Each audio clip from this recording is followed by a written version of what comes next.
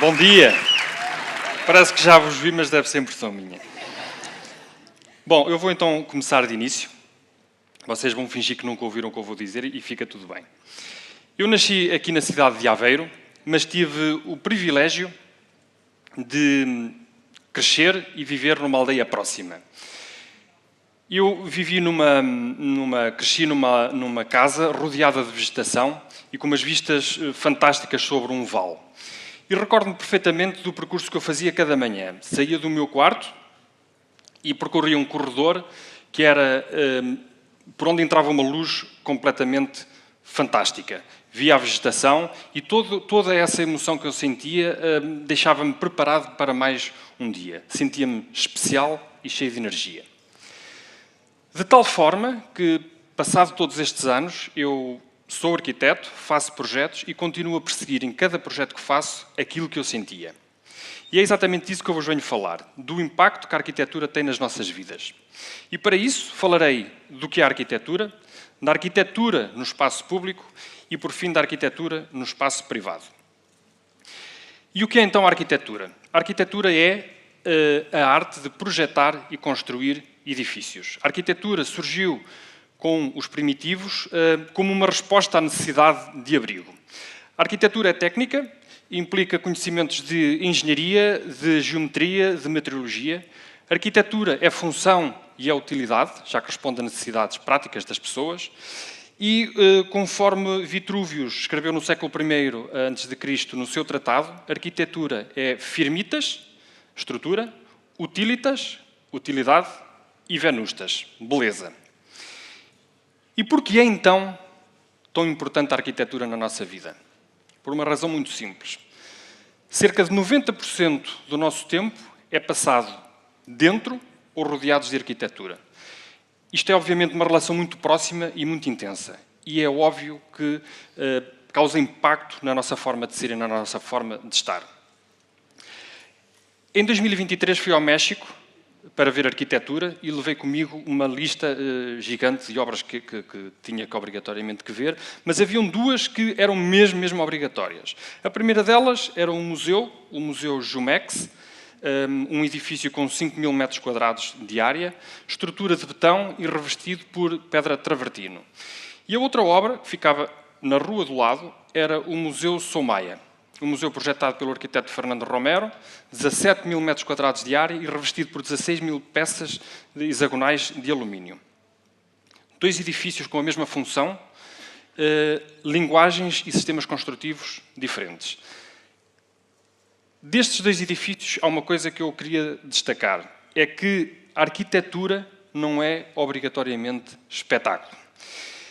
E duas características que todos nós facilmente reconhecemos na arquitetura. A primeira, a beleza, e a segunda, a funcionalidade.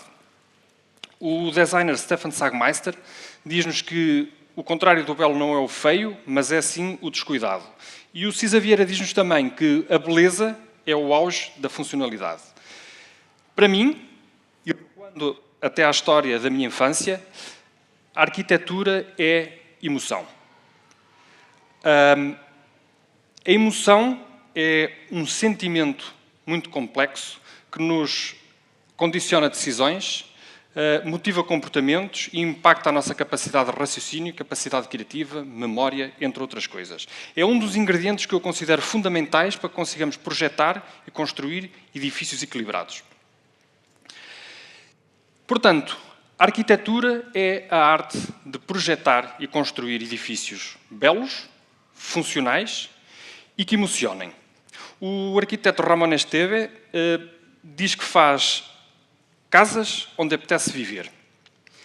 E eu gostava, enquanto arquiteto e enquanto cidadão, que todos nós tivéssemos consciência do impacto que a arquitetura tem na nossa vida. Gostava que tivéssemos consciência do poder transformativo da arquitetura. Se não vejamos, todos nós passamos toda a nossa vida a perseguir a emoção. Perseguimos a emoção no nosso trabalho, perseguimos a emoção nas nossas relações, nas nossas viagens, em tudo o que fazemos. Não seria sensato perseguirmos também a emoção nos edifícios onde trabalhamos, nas casas onde vivemos e nos espaços públicos que frequentamos? Eu diria que sim. E vou-vos falar então do espaço público e da arquitetura no espaço público. E o que é o espaço público? O espaço público são espaços pensados e desenhados para que as pessoas possam socializar, para que as pessoas possam exercer a sua liberdade de expressão, fundamentais para o funcionamento de uma democracia. Falo-vos das praças, falo-vos dos jardins, dos lagos, das ruas, dos passeios. E eu não posso falar de espaço público sem vos falar daquela que é, se calhar, a minha cidade de eleição no que toca a urbanismo. Falo-vos de Copenhaga. Copenhaga é a capital da Dinamarca, que é, desde há vários anos consecutivos, um dos países mais felizes do mundo. Parece que os pensadores de cidade conseguiram decifrar o código que lhes permite desenhar cidades felizes. Na verdade, eles têm uma palavra nativa que se chama hygge e que resume a filosofia do design dinamarquês e que se traduz em algo como criar atmosferas que promovem o conforto, o bem-estar e o contentamento. E nada melhor do que vocês verem isto que vos falo. Isto é a cidade de Copenhaga em dias normais. Isto também é normal, em Copenhaga. Há uma antiga responsável pelo planeamento urbano da cidade de Nova Iorque, compara uma cidade de sucesso a uma festa. Ela diz que as pessoas ficam porque se estão a divertir. E queria também partilhar outras imagens da cidade de Copenhaga, um pouco diferentes. Copenhaga em 1980 e Copenhaga em 2015.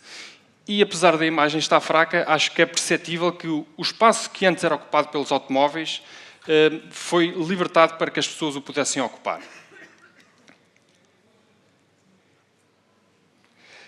O urbanista dinamarquês mundialmente famoso, Jan Gehl, insiste em que devemos projetar, pensar e construir cidades para fazer as pessoas felizes e não para os automóveis.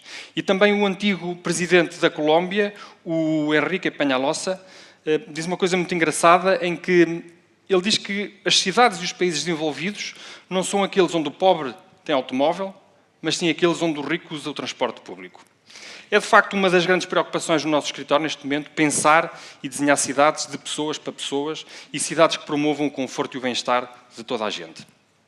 Portanto, os espaços públicos são o resultado de orientações políticas apoiadas por bons pensadores de cidade e, muito importante, isto envolve-nos a todos, resultado de um grande investimento coletivo. O arquiteto Dan Stubergard diz, inclusivamente, que os edifícios são a manifestação física do investimento coletivo. E não nos podemos esquecer que as nossas decisões individuais impactam o coletivo. O arquiteto italiano Renzo Piano diz que a arquitetura é o tipo de arte mais perigosa que existe porque não se pode tapar.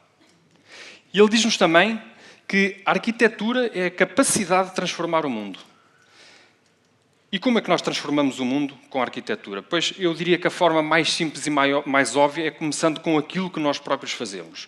E falo-vos da arquitetura no espaço privado. A arquitetura no espaço privado não é apenas a nossa casa que fazemos com muito esforço e muita dedicação. A arquitetura no espaço privado também é fruto do investimento privado. Promoção privada é a arquitetura no espaço privado. E há uma história de um arquiteto dinamarquês que provavelmente conhecem, que é o arquiteto Bjarke Ingels, que em 2005 foi convidado para fazer um edifício plurifamiliar numa zona de Copenhaga que era praticamente deserta, em Amager. Um promotor privado convidou o Bjarke Ingels e fizeram este edifício. Este edifício que vocês veem foi integralmente comercializado num dia. Isto é aquilo que e hoje em dia esta zona, que era deserta, está densamente urbanizada com espaços deste tipo, de pessoas para pessoas. E isto é aquilo que eu considero um caso de sucesso. Foi um sucesso urbanístico, um sucesso comercial e social. E partilho também uma outra história convosco, uma escala mais pequena e na primeira pessoa. que é uma casa que eu fiz em Lisboa. Eu tenho um amigo, para quem já tinha feito alguns trabalhos, que me convidou para ir ver um apartamento para ele comprar e viver com a família. Ele vivia fora, mas entretanto veio para Portugal e pediu-me ajuda. Fomos ver o apartamento. A localização era irrepreensível, as áreas eram bastante boas e os acabamentos também não eram maus.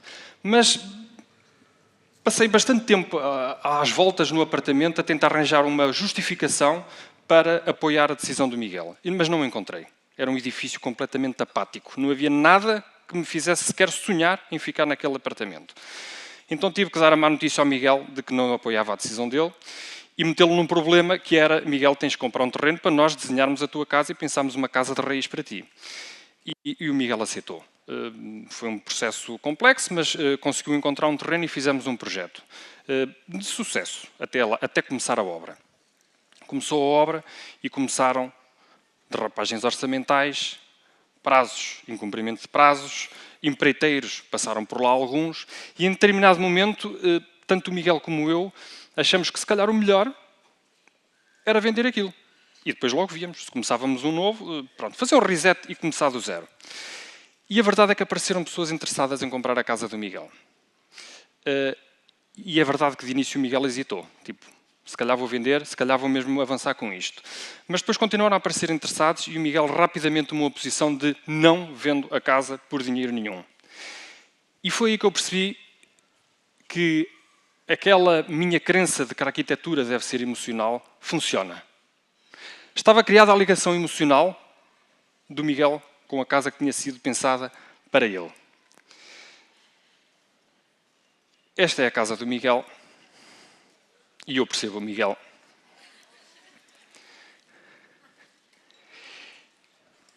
E a verdade é que ele vive nesta casa e não coloca sequer a hipótese de sair desta casa.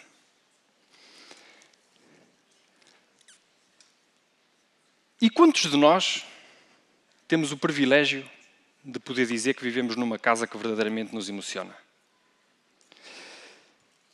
Em jeito de conclusão, eu gostava de partilhar aqui um excerto de uma conversa que eu ouvi do José Mujica, que é o antigo presidente do Uruguai, em que ele dizia que nos esquecemos do sapiens que somos animais profundamente emotivos que aprenderam a pensar. E que a emoção é o caminho mais curto para resolvermos as coisas mais elementares da vida. Para terminar, deixo-vos também mais uma reflexão. Ninguém espera que um arquiteto projete e pense edifícios que sejam disfuncionais ou descuidados.